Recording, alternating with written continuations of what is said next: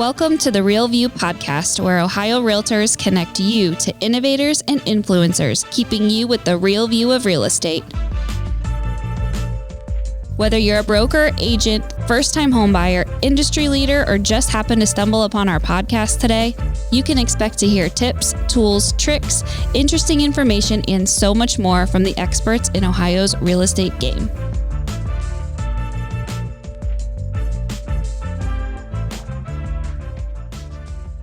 Hi, everyone. Welcome back to the Real View podcast. I'm your host, Allison Wiley. Joining me today is our 2022 Ohio Realtors Good Neighbor Award winner, Nathan White. Nathan, welcome to the show and congratulations on your well-deserved award. Thank you for having me and thank you for recognizing me. It's very humbling, to say the least. Yeah, it was great to have you accept the award at our convention just a few weeks ago, and it was so great to meet you. And I spent time talking to you and your wife, and you guys are both so fantastic. And congratulations again on a well-deserved award. And we are going to get into that award and how you did it and some of the things that you do in and around your community to make it a better place today. But before I get started on the show, I have to ask our signature question, which I ask all of the guests who join me on the podcast, which is, since the show is called The Real View, I would like to know, what is the best view that you have ever seen?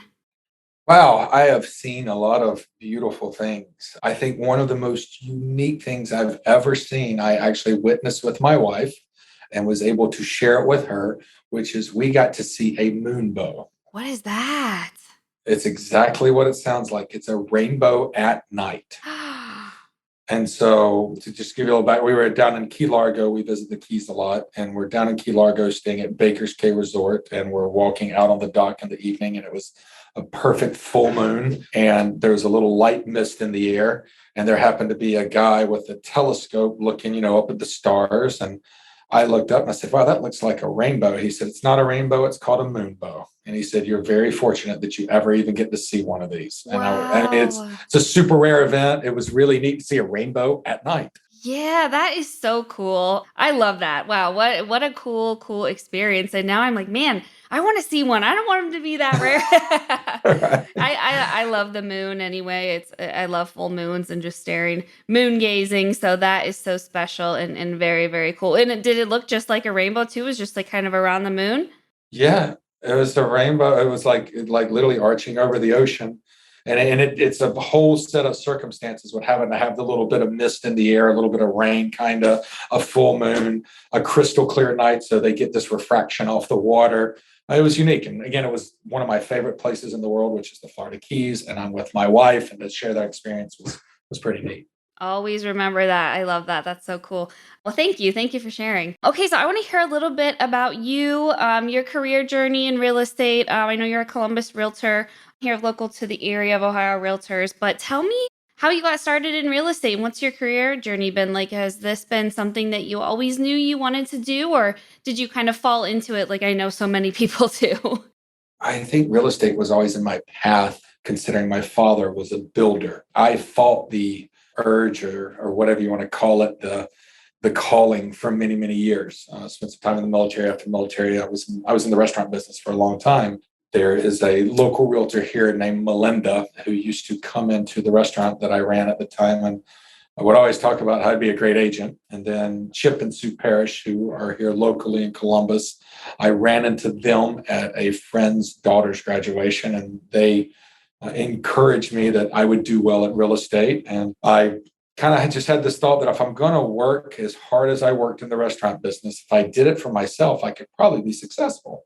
But it took great risk at doing that. And so after consulting with my better half, the wife, and having her support to really pull that ripcord off, I made the decision literally in like a 4 days time to pull that Band-Aid off. I met Chip and Sue on a Sunday, and Thursday I called him and said, what do I need to do? And he said, what do you mean? I said, well, how do I get into real estate? He said, why? I said, I quit my job. Need a new one. Help me. That's right. Yeah. And off we went.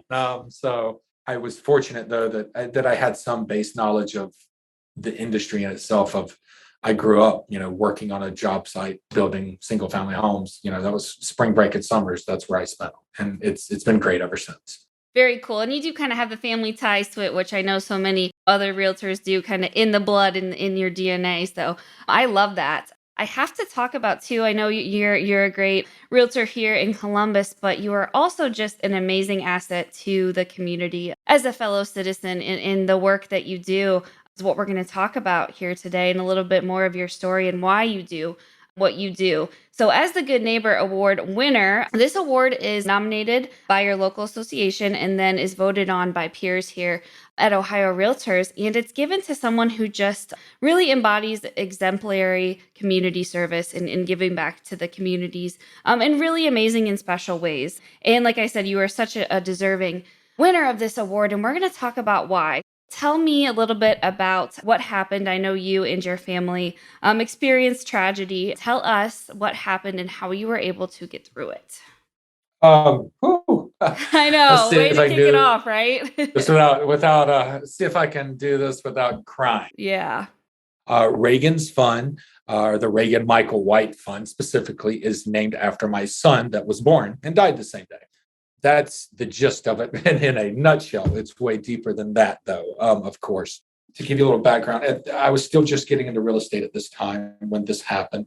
And I was working part-time at Pies and Pints at Easton, which is a pizza and beer place owned by an awesome guy named Rob and his wife, Mel Lindeman. And I had won a contest to go brew a beer with Fat Heads Brewing up in Cleveland. And I actually know a lot of those guys and gals and had some history with them. And what was important to me was to name that beer. I don't drink. I quit drinking 5 years ago, like a week ago. I didn't think about that. Yay. But I wanted to name the beer. And me being me, I wanted to name it after a Daryl Hall and John Oates song. I wanted to call it like Man Eater or Adult Education. I And I like wanted that. to see if anybody picked up on it. Well, that was all in the works. I went to Chattanooga before all this and was competing in a half Ironman. And the reason I'm telling you this to give you kind of the week and a half I went through, I should say my family went through. I went down to compete in this Ironman that I've been training for. My wife at the same time was getting put on bed rest in the hospital because of complications with her pregnancy. She had, and make sure I get this right, it was a subdural hematoma she had. Basically, if I'm correct in this, the uterus and the placenta were trying to separate. And I did not want to go to this Ironman. My wife said, "You've spent the last 8 months of your life getting up early to train for this every day. You need to go do it." Plus, our son at the time was down in Chattanooga. He had went down to visit my mom and sister. My sister lives there. I went down, started the Ironman, did not finish it because my teammate died in front of me on the swim. Gene was an amazing individual. And I am not joking when I say 10 minutes prior to that, we were having a conversation. We were standing on a dock together, getting in the water together. 10 minutes later, I swam up to him and he was dead in the water. That kind of train wrecked me, to say the least. I did not finish. I got out. I really believe it was a higher power or God, whatever you prefer to follow, guiding me. And what I mean by that is when I got out of the water, well, then my wife was trying to contact me. She was having complications. So I hop in my car, grab my son and my sisters in Chattanooga. We beeline home. Same day, get back. They had stabilized my wife, but I was back home where I should be. And then she had spent some more time in the hospital. And then later that week is when I got a call. All this is going on. Now I'm, I don't want to say single dad, but I'm the parent who's having to work, the parent who's having to get the kid here, there. One, you'll learn a lot about what your spouse does. Do not take them for granted. Your spouses or partners do a lot more than you realize sometimes. So make sure you tell them thank you every day. And so I'm juggling all of that. And I went and put my son to sleep one evening, and I want to say it was about 10 o'clock. And as soon as the phone rang, I knew it was not good. And it was my wife saying things were going south. Immediately jumped in the car and we went to the hospital. In-laws met us there, the whole 9 yards. Later that evening, early morning, Reagan was born. And we had to make the decision to how do we proceed. It is, I don't know how to put into words how you have that conversation, how you have that discussion. It's very complex. It's very emotional. It unfortunately did not work in our favor. Reagan only lasted through the afternoon. In fact, passed away as I was holding him. So you could hear his heartbeat get weaker and weaker by the hour. It is traumatizing. Again, you could think of every word that goes with that. And we lost our son. While all this is happening to us, you're not alone in that boat, unfortunately. There are families that are in that high risk obstetrics floor that are having issues, other women going through complications. And I do remember a woman at one point that was on that same floor with my wife. I think they were trying to evict her while she's in the hospital on bed rest and cannot work. And I'm thinking, well, what kind of world do we live in? We're better than this. And mind you, we're dealing with our own stuff. Well, that following week is when I was supposed to go make the beer with Fatheads. And of course, I did not go. A couple buddies of mine went in place. John and Robbie went in place of me. And while they were there, Fathead said, well, we want to do something for Nathan and Lindsay. And they reached out and said, hey, they want to do a fundraiser for you guys. And Lindsay and I said, well, we are eternally grateful for that. We financially didn't need the money, and we wanted to do something that would honor Reagan. So they had called us a few times while they're at the brewery making this beer. And he said, what if we do this? And what if we do that? And I said, I don't want to do this. I don't want to do that. I was not into raising $100 in 99 going to a CEO or to running an organization. If I was going to raise money, I wanted it to go to the families that needed it. And that stuck with me, I think, from my participation at Pelotonia every year. It's what I love about Pelotonia. It's why I ride. It's because I know what I raise helps families affected, right? It's not going in all these other funds. And so they said, let's figure that piece out. So we said, sure. And they said, what do you want to name it? I said, you guys figure that out. I really, I kind of lost my train of thought with it all. And they called back and said, it's being brewed with Comet hops and we have a name. And I said, what's that? They said, we want to call the beer Reagan's Comet. And I thought, well, that's very apropos. And so the beer was kind of born out of that. I and my wife and I did not think that it would be something that Fatheads would continue to do. And here we are 5-6 years later, they still make the beer every year. Fatheads makes the beer every year. Pies and Pints carries it, usually gets some to 101 Beer Kitchen. And proceeds from the beer sales goes to a fund that we were actually able to establish through Riverside Hospital as a nonprofit 501c3, but that we had 100% control over. For every dollar that came in, we got to know where that money went. It didn't go to any fund at the hospital to help any overhead. 100% would go to anybody we wanted it to go to.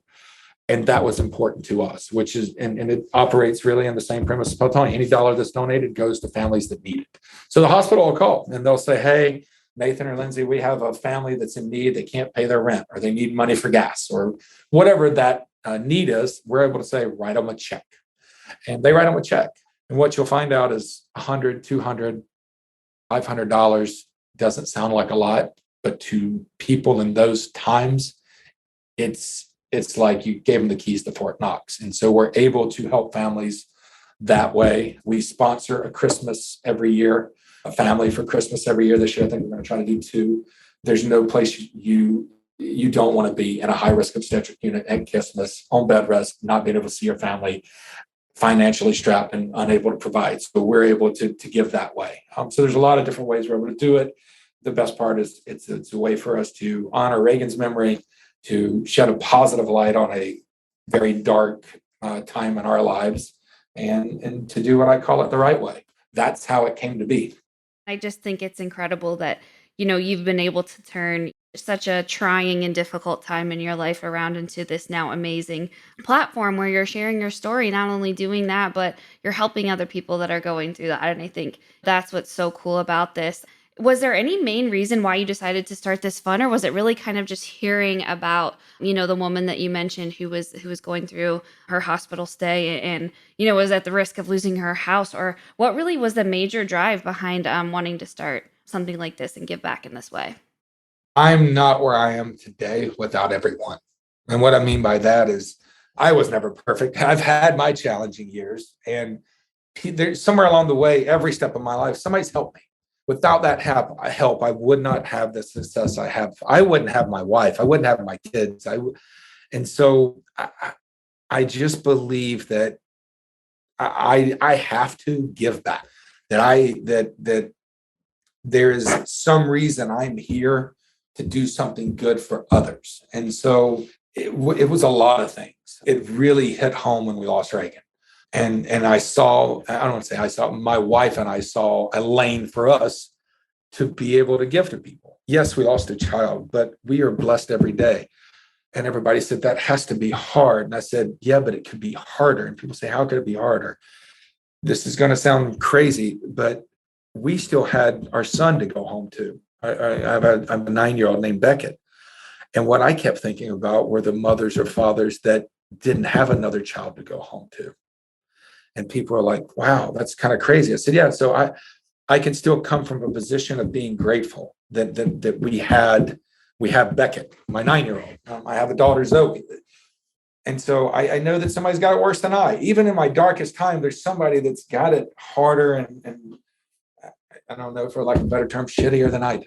And so I'm eternally grateful to a lot of wonderful people along the way that have supported me. And so this is my way to tell them thank you. I mean, I guess it's as simple as that, is I owe a debt of gratitude to everyone along the way. And this is the way I pay that debt back. I know you mentioned that when you were receiving the award, you said, this isn't my award, this is for everyone. We're there with you guys by your side throughout that trying time. What would you say to anyone out there listening to this or in general for individuals that are going through a tough time and are kind of, feeling really down? How do you pull yourself out and turn that pain and loss and grief into something, like you did? What advice would you give to those people? I don't know. That's a deep question. I said, wow, that's heavy. We're getting deep here today. It's all good. Somebody's always got it worse than what we do, even at our lowest. And I know that sounds crazy, but it is very true. I mean, I remember even in the times of us when we were in the hospital, yes, we're in the hospital. My wife's on bed rest, can't do anything. But we weren't that woman that didn't have any family with her, that didn't have a job, that was trying to get evicted out of her home. Yeah, we had it bad. She had it worse. So there's just something that we all have the resources. And I know that a lot of people say, no, I don't. Everybody has the capability to do good and help others. So I actually, Reagan's Fund's awesome. I mean, yeah, we've raised thousands of dollars. Is it what something like the Stephanie Spillman Fund or something does? No, it's not. Do I ever think it'll be that? No. But do I know that through some of the things that we have done, we've had a positive effect and changed somebody's life? Yes. So if we can change one person's, then that's good enough for me. So don't go at it with trying to set the world on fire and be everything. Just go and try to make a positive impact on one person or one family. And if you do it that way, then you'll win. Because I will tell you, putting a family in a house is great. Listen, we all like that. That feels good. I will tell you, when you provide Christmas to somebody that can't have Christmas, it feels better than anything you've ever done. There's no greater reward. That feeling you cannot replicate.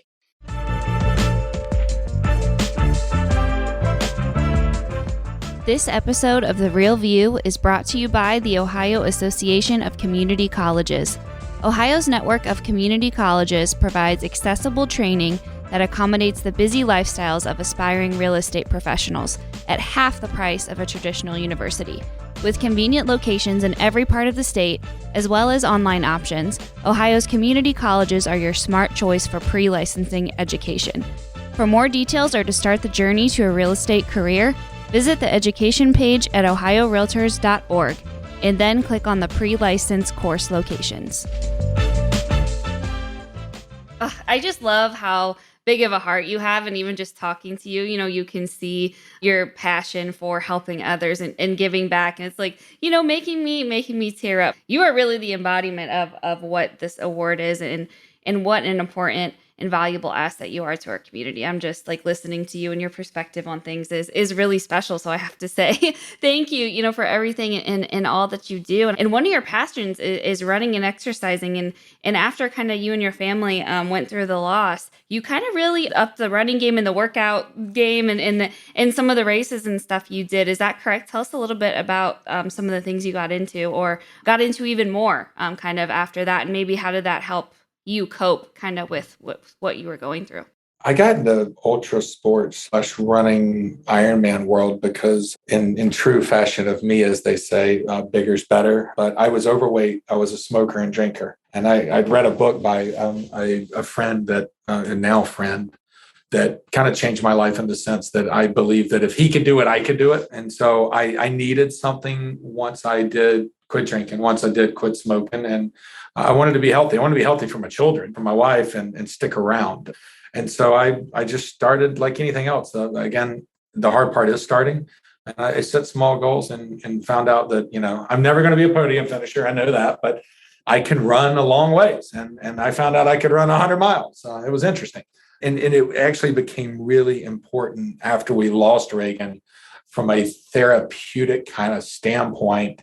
It was a way to get that. I don't know how to describe it. It's almost like a nervous energy that just kind of eats at you, I guess is what I would describe. So I'd look at my wife and go, hey, I'm going to go run for a while. And 6 hours later, I'd come home.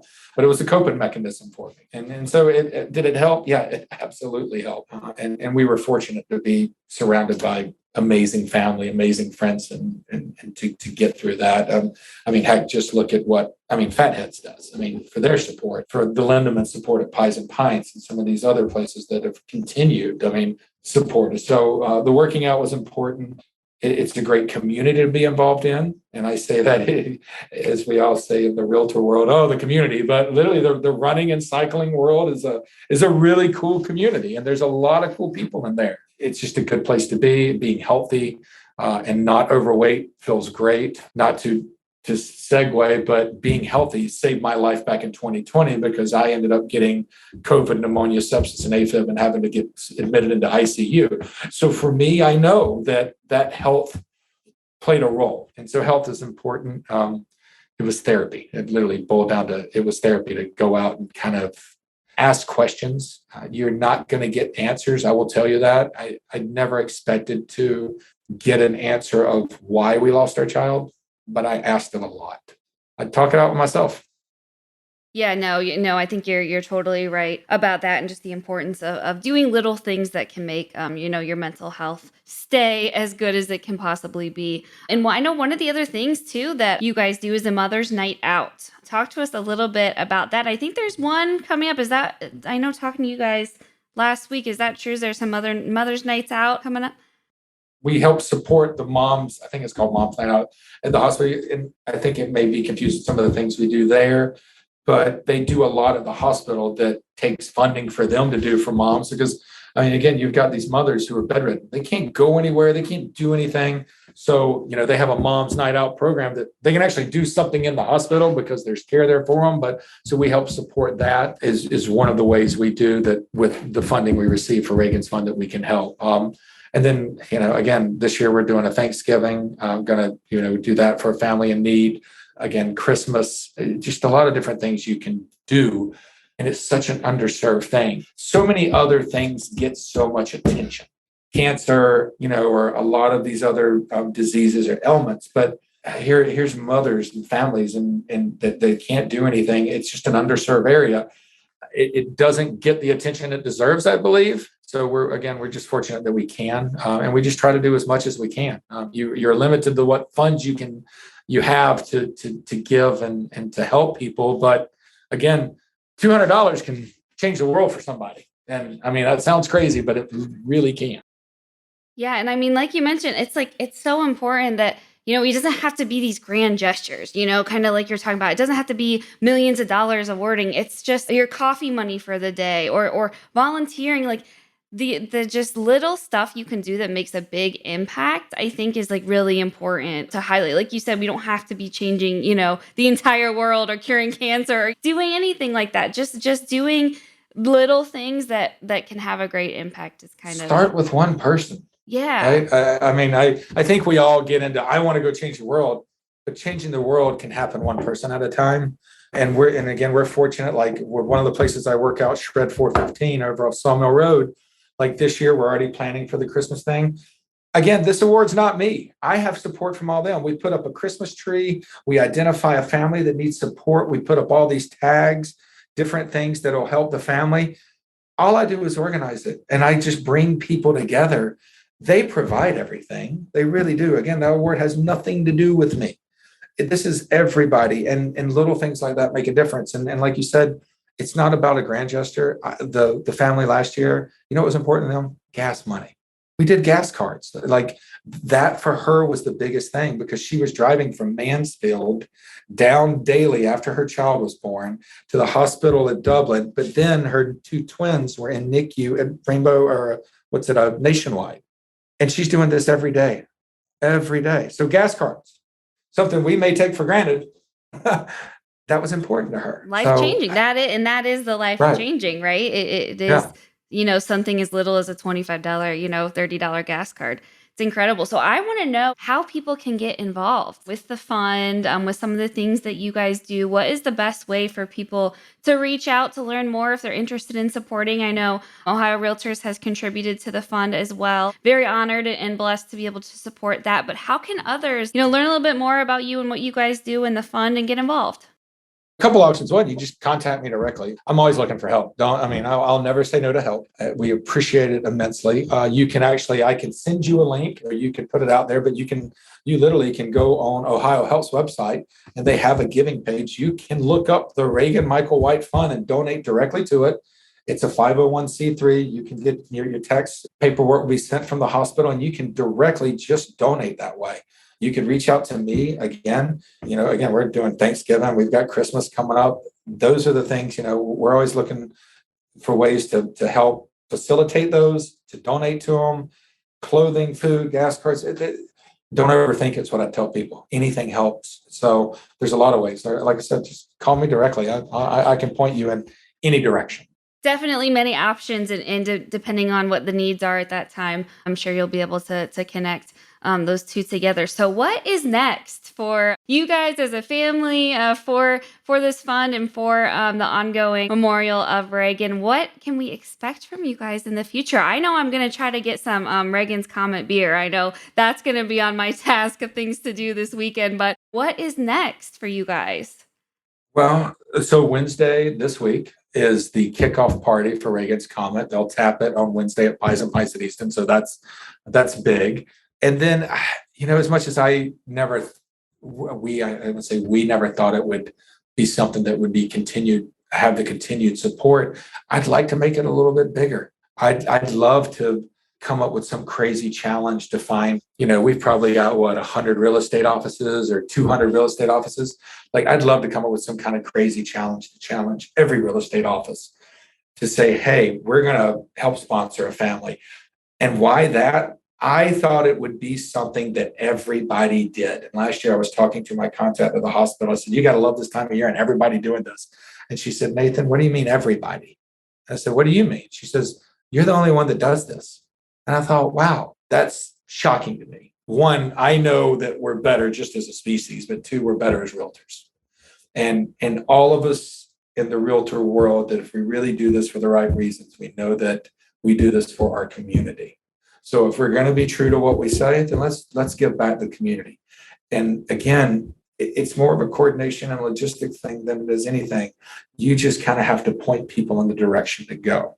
So I would love to be able to see us do something bigger in honor of Reagan's name that everybody can get behind and say, this is why we do this. I guess if I really wanted to be honest where my brain would take it, I'd love to see it get bigger. That's what it would be. I love that. Well, hopefully, that sounds great to me. I think it's certainly a worthy cause and certainly something that all of our realtor family and community can get behind. And Nathan, this has been so fantastic. Thank you once again just for sharing your story and for just the awesome stuff, you guys are doing, you and Lindsay. Like I said, what an asset you are to your communities, to this Columbus area and to our Ohio Realtors family. On behalf of all of us, I know we just want to thank you again and just really celebrate you and Reagan and this amazing, amazing work you do. So keep up the great work. And I know we are going to be hearing and seeing more of you soon. And thanks for joining me here and sharing all of this with our listeners. I've really enjoyed having you on and getting to know you a little bit more. Thanks for having me. Yeah, absolutely. And thank you guys to all of you listening for tuning in today. We will talk to you next week. Thanks, guys. Thank you for listening to The Real View. That wraps up today's episode. You can keep up with the latest on the podcast at ohiorealtors.org/therealview and on Apple or Google Podcasts, Spotify, or wherever you listen. Have questions, comments, or suggestions? We want to hear from you. Email us at podcast@ohiorealtors.org. We'll see you next time.